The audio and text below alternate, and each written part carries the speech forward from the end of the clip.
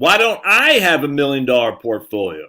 That's what my man Brad asks. And I don't think he's asking it, snarkily. I think he's just curious. So, let's check it out. So he said, could you post a summary of your financial journey? Well, first and foremost, Brad, I have that summary right here. It's called Strategic Money Planning. 8 ways to put your house in order. I should say financial house, but I screwed up the title. And you can find all about it. Extra, read all about it. All right, then he says, according to one of your posts, more than one of my posts, you did not manage to build $1 million portfolio by the age of 50. Why is that? What should you have done differently? All right. Why don't I have $1 million? Is there any reason you need $1 million by the time you're 50? I don't get it. So let's put it this way. I could have I'd probably be bordering on $1 million if I would have stayed at my crappy old job. Let's see, I was 47 when I left USA. I had about $500,000 my 401k or something like that. I went to work for a couple other firms thinking maybe this is before I had the cojones to start my own financial planning, my YouTube channel. And it wasn't for me. I was done. I was done work for other people. I don't know how else to put it. I was done. I saw the whole hypocrisy of the financial planning industry. It was all folks focused on investment management, and I wanted to be financial planning. And the benefit of working from USA is it gave you the opportunity to be financial planning. And they don't do it anymore. But the people I know who still work at USA, now Schwab, are still doing pretty good financial planning when all said and done. Not as good as what we did at USA, but pretty good. And the best of the business by far. Now, that's few and far between anymore. And how do you decide if someone's doing the best in business? I don't know what to tell you. But if they're not asking about durable power of attorney, that's one thing right there. If they're not asking about your auto and your homeowner's insurance, that's another thing.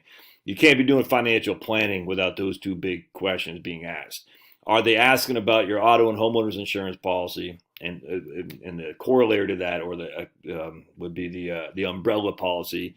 Are they not asking you about your estate planning documents, and particularly durable power of attorney and a living will? That's not financial planning. That's investment management. If they're not even touch on that.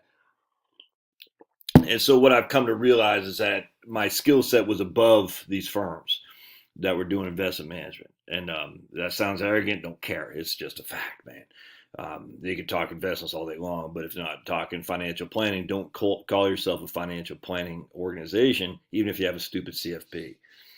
All right, so why don't I have $1 million? Well, I really didn't start making money, Brad, until I was freaking 2009. I made $80,000 in 2009. What's the equivalent of that today? I don't know, 140. And it really wasn't until about 2012 where I started making well into the six figures. I'd never made more than 300. I'll tell you that right now. So my best year with bonuses was at USA. Probably a couple years I made over 250, but not in the three. So we'll just say 275. Before that, I was making for from basically 6 years, from 2012 to 2017, I was making high 100s and then 2 of those years I'm making high 200s. That's it. And I said this a million times a Sunday. In 2008, 2007, we made $32,000. Was it 2008 or 2007? I think it was 2007. I can't remember. But anyway, I think it was 2000. But 1 year back then, I remember we were literally thinking of going on WIC, Women, Infant, and Children, because we just had 2 bouncing babies, and I got taken off commissions. I got taken off salary when I was at Smith Barney. It used to be Legg Mason and Smith Barney. Now I don't know what the hell it is. Anyway, I got Wells Fargo, I think, and I got taken off salary because they gave you a salary. It was nice for the first 4 years. I was making $54,000, and then for every 6 months it dropped by like 10%, 15% or something like that. But they gave you a base like 35 or something like that, and then they took you off, and then it's just all commissions. And so in 2007, I went straight to commissions, and that was a time everything was just going hell in a handbasket. It was in October 2007 where the bottom fell out. I'll never forget that. And then it went into 2008, and not only was the markets falling, but people were also getting at the market. And so this had a deep impact on me. The markets are falling off a cliff. When my fee structure was based, I probably had 20, maybe even 25 million of assets under management. So if that did not happen, that, I mean, at 1%, we'll just say that's, $250,000. I didn't make 250,000. It's called your gross. I don't know if they call it anymore, but gross dealer concession, GDC. So my GDC, or my revenue attributed to my firm, was 1% of 25 million. We'll just say that. That's $250,000, and I got 35% payout off that. But on a normal trajectory, that 1% we'll just say double in 7 years, just for simplicity, because you're adding money as well as the markets are growing. So now you're at 50 million by the time 7 years comes up, and probably more actually. 50 million by the time that'd be 2014, pays 500,000 dealer concession. I get, at that point you get 40% of that, and that's what, 250, no, I guess 200. And that's just to retain assets. Yeah, and then you're still adding money. People are still investing. It just, it's a great, it's a great. What's the thought process? It's a great marketing cycle to get you to follow the multi-level marketing that is the brokerage industry. It's all MLM, because essentially you're selling other companies' products, they get paid. You're selling other companies' products on behalf of your company, which gets paid, and then you get paid on that. And at the end of the day, there's 3-4 levels of fees that are coming out of your client's money. And once you see it, you can't unsee it. That's the problem. Once you see it, you can't unsee it, man. And it's and the longer that time happened, the more just what's the word I'm looking for? Not just disenchanted. I said, there's so many layers of fees. And I'll never, and so the kicker for me, I'll never forget this, was I had this Vietnam vet, and this is when I was out. This is when I was working for a firm up in Tennessee. Thought we might live up there to reduce our cost of living. And I love Eastern Tennessee. Love East Tennessee. Hold on. Got where I left off, because I had an interruption by this guy. Oh, right here. Look at him. Looking out the yard. Oh yeah. So we have some neighborhood kids up. They have 4 kids, couple houses up, and they were just walking by. I want to say, "Get off my yard! Get off my lawn!" The cutest little kids. Oh my goodness, it's just cool watching these kids grow up, man. I love it. And the wife, the mom, she's like, "Sorry about that." Just all joking. I said, "No, get off my lawn." And the one little kid came up, getting close to my lawn. I said, "Get off my lawn." And he squeaked. It was so cute. Oh, man, I love it. I could never live in a place there's no kids. I love them, especially trick-or-treating time. Oh, it's the best time in the world. Anyway, so going back to my story. So I was up in Tennessee, and am I recording? Yeah, all right. And we had I'll never forget this, Vietnam vet. He and his wife came to our house. They had like 350,000 in our house, or my office. They had 350,000 bucks. He was suffering from Agent Orange. All right, let me close this because Pablo's here. Okay, check this out. Good boys, yeah. Hi. And he was suffering from Agent Orange, and the problem was, and I can't remember the whole specifics. I just remember that he was obviously going to die before his wife, and he just wanted to make sure she was well taken care of. And I want to say the VA disability stops at his death for him specifically, even though it's Agent Orange. I can't remember. I'm pretty familiar with this stuff with the military. I just, in this regard, because his Agent Orange is more than just a typical VA disability. But be that as it may, they had 350,000 bucks, and they want to make sure they're going to be okay when he died. And he was okay. I mean, he just, his lungs are falling apart, and he was not long for this world. And I just remember looking at their portfolio, and I had inherited them from a previous guy, and they were paying freaking fees on top of fees on top of fees. I'll never forget the guy who we affiliated with, his firm, and I'm not going to say the name, but I'll never forget, he had a private plane. He's flying over the world. He started growing a beard to be, a thought leader, because having a beard makes you a thought leader. He's all over the flying. I said, this freaking pisses me off. That's why I despise the business. I said, you're doing that on the back of this freaking Vietnam vet who was drafted to go fight some stupid effing war on behalf of the American corporatists. It freaking pissed me off. I have nothing but disdain for these people. flying around his private jet, going to all these fancy schmancy shindigs, being a thought leader for the lesson of the day for you producers, what you can do to extract more wealth from your clients. And that right there was it for me. I said, I'm done. I can't do this anymore. I just, it's so infuriating. I feel emotional right now. I just want to go to that guy and say, do you know where your wealth is being built from? You freaking scumbag. It's not being built from clients. It's being built from people, specific people. A guy who's suffering from Agent Orange, who's paying you and your firm and me, because I had to get paid, over almost 3%. I said, if you're going to pay that much, you might as well just do a freaking annuity and get some insurance benefits of it too. I'm still mad by that. And it happens all over the business, multi-level marketing. It infuriates me. All right, so by then, I guess I had $500,000, my 401k. We have a big fat house, but we have 4 kids. You know what I'm saying? My wife doesn't work. She work off and on, but but we never needed huge amounts of money. I mean, I come from poverty. We were on, as I said 1,000,000 times a Sunday. I was growing up on this stuff right here. And we got the brown, you got the green, and the brown, purple, and the green. Is it green? Or is it orange? Brown, purple, and orange. That's what it was for food stamps.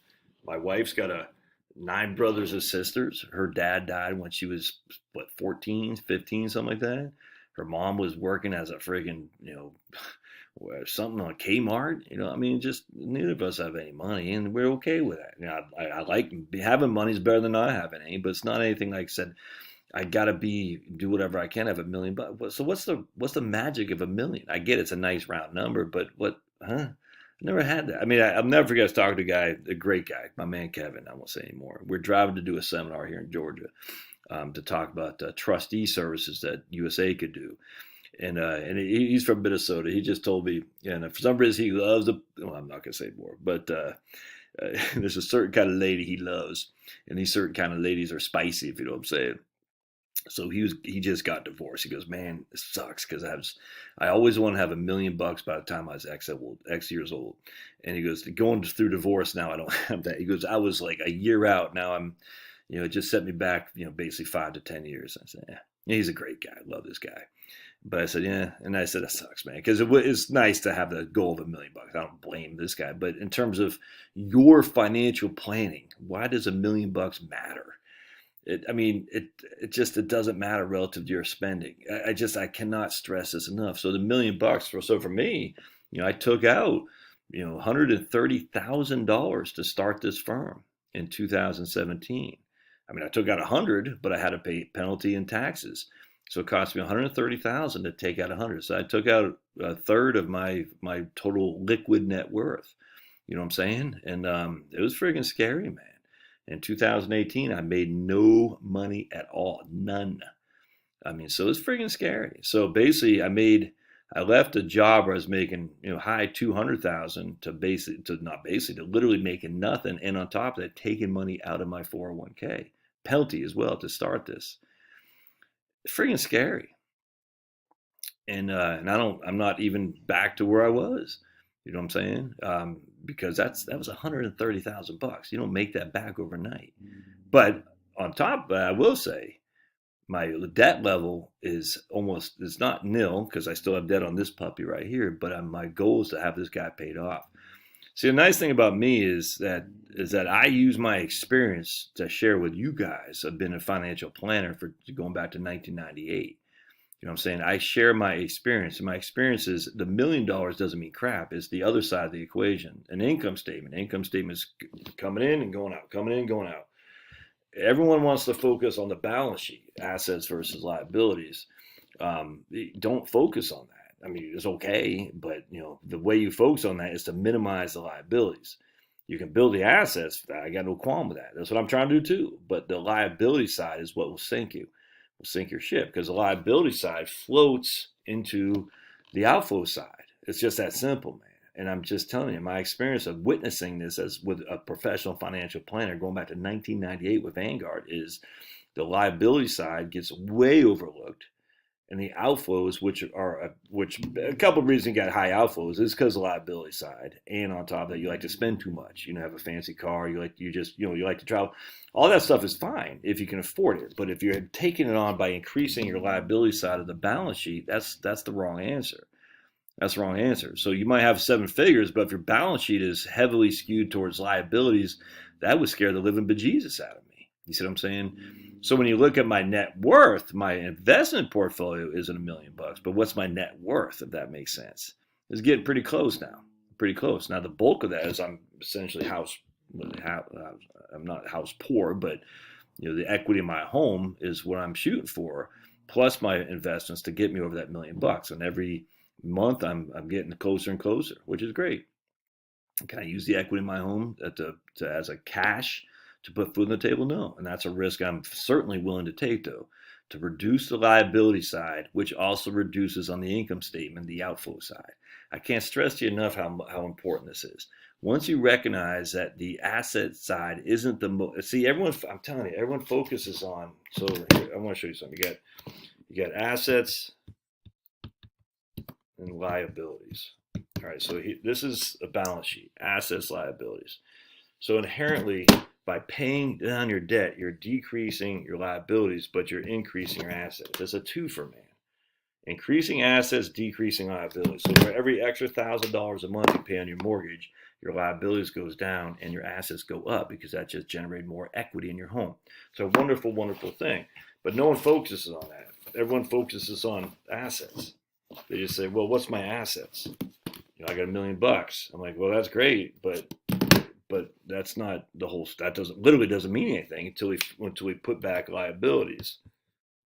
All right, because that's your net worth. Assets minus liabilities is your net worth. Now the interesting thing here is assets until you retire have nothing to do with cash flow. Doesn't do anything for cash flow until you retire, because most people's liquid assets are in their 401ks and IRAs, which they're not touching until they hit retirement. So the assets do nothing for cash flow, but the liabilities do. The liabilities increases outflow, I should say. You see what I'm saying? So this is, I can't stress this enough. I wish people would get this. Maybe I should just do another video on this solely, because I'm already up to 17 minutes. But the thing is, you're building up your assets in order to have more cash flow in the future. I get that. But you have less cash flow now because your liabilities are so great. And so one of the benefits of reading that book, Spend Till the End, by, what's his name, Larry Kotlikoff, it's called Consumption Smoothing. So basically what you're doing is you're hurting yourself today on the front end, avoiding consuming while I got my 4 kids. I don't want to wait till I'm 65 to go on a vacation. I don't want to wait till I'm 65 to enjoy hanging out with my kids. I might not make it there. I don't know. They might not make it there. Who knows?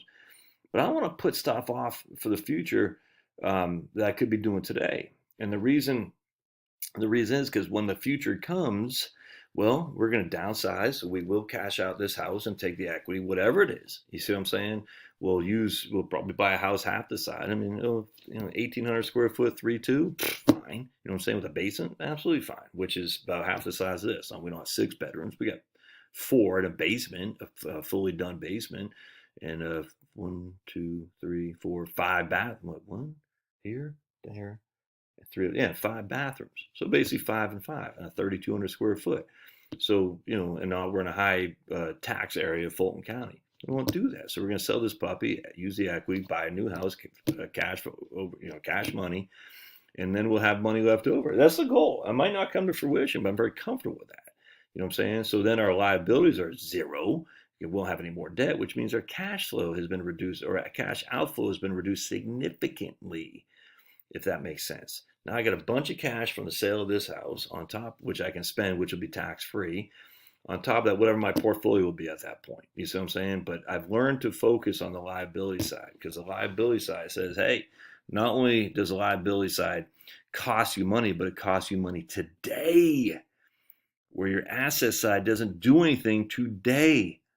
It does something in the future, but you still have to live today. And I think a lot of people say, I'm going to save, save, save. And this is what consumption smoothing is. If you actually look at your consumption over the course of a lifespan, you'll recognize that what you're doing is you're limiting yourself on the front end to have more on the back end. Well, A, you might not even be there. B, your kids might not be there to enjoy it simply because they're on their own now. You see what I'm saying? Anyway, I hope that makes sense. So, I'm striving, but it's not my priority to get to $1 million. My priority is to have no debt. That's my priority. And everyone can disagree. That's fine. To each his own. All right, God bless. Love to hear your thoughts.